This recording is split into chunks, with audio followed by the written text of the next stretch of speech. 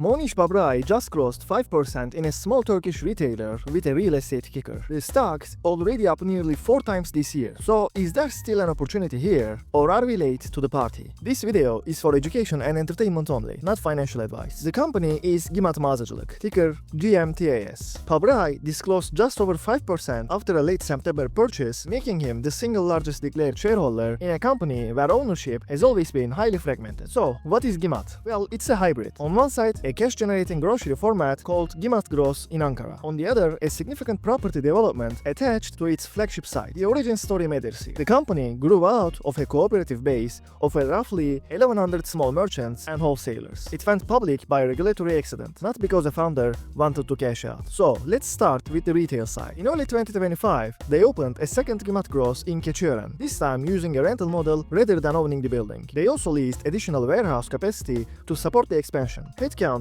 jumped from the mid-300s to high 400s by March. So this wasn't window dressing, it is real operational growth. Now, the catalyst, Gimat Arena. They are building an open-air mixed-use complex on almost 30,000 square meters of freehold land adjacent to the flagship store. Land above the ground area is roughly 50,000 square meters with 2 underground parking levels for 8 to 900 vehicles. Think retail avenue, office units, and building customer base next door. Here's what makes the structure interesting. It is a land for share deal. The contractor funds all the construction costs, and Gimat contributes the land. No debt, no cash drain, no exposure to Turkey's brutal interest rates. In return, the company will own 56 to 57% of the finished project, better than the originally expected 50%, including full ownership of the parking structure and a significant slice of retail and office space. Permits were obtained, construction started in August 2024. Structural work progressed through mid-2025, and management targets delivery around late 2025 to early 2026. But remember,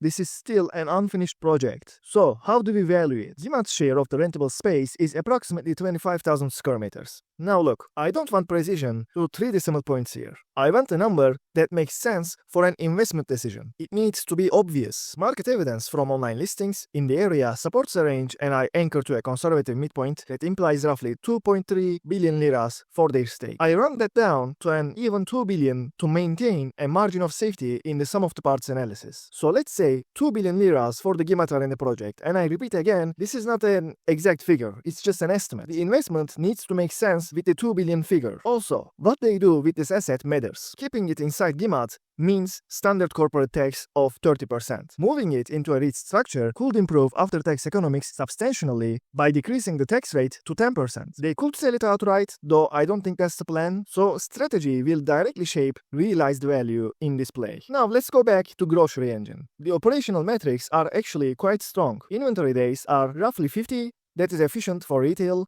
Working capital is negative, meaning suppliers effectively finance the inventory. Leverage is low, with net debt near zero. In the first half of 2025, gross margin was about 20.8%, EBIT margin roughly 8.4%, and EBITDA margin about 9.5%. Net margin looks noisy because of Turkish inflation accounting, so I focus on gross profit and EBIT for the real signal. The return on capital employed has averaged around 20%, which is respectable, though not quite Costco's 30% range. Free cash flow historically has been positive, but turned negative in the first half of 2025, probably due to the new warehouse and store investments. It is expected during expansion. Now, if you want the full breakdown, that is all available on my Patreon. I also cover Research comprehensively there, along with every other company in my portfolio. Once you subscribe, you get immediate access to a library of over a year's worth of research and analysis.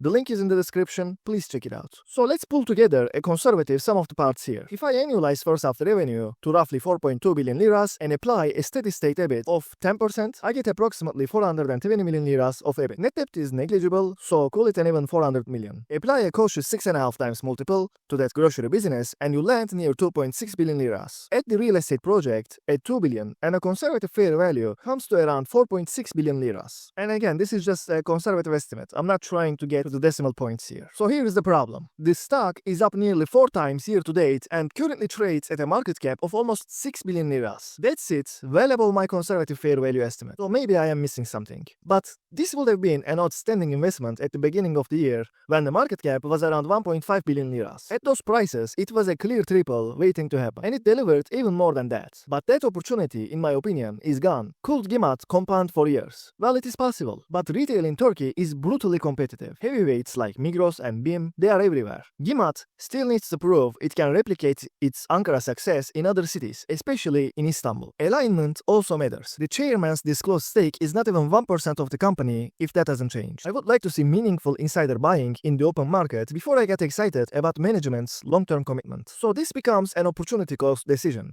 Remember, we only got the disclosure when Pabrai funds crossed 5% threshold. We don't know when they built the position, but I am confident their cost basis is substantially lower than today's price. For me, Reysach still trades far below fair value on both tickers, and Coca-Cola içecek looks attractive for long-duration holders at current prices. I can keep buying Reysach for 30 cents on the dollar. Great stories aren't always great entries. So with Gimat, I don't plan to do an investment here. But what would make me buy Gimat? Well, first, proof that the Keçiören store delivers the same unit economics as the flagship. Second, a clear expansion roadmap beyond Ankara. Third, visible insider buying from management. Fourth, evidence they will choose the most tax-efficient structure for Arena, like the REIT option I mentioned earlier. If those signals improve and the stock pulls back at least 30% from current levels, I will be looking again. Until then, this is a watch and learn situation for me. And obviously, I am pretty biased against the retail sector. Bottom line, the quality characteristics are there. The Arena catalyst is real, but the market has already priced in substantial value, so I will not be cloning this position. If you want to access everything I have written on Reysach, Coca-Cola içecek, and other companies I follow, please check out my Patreon. The link is in the description. Thank you for watching, and if you found this useful, do YouTube thing, and I'll see you in the next one. Bye.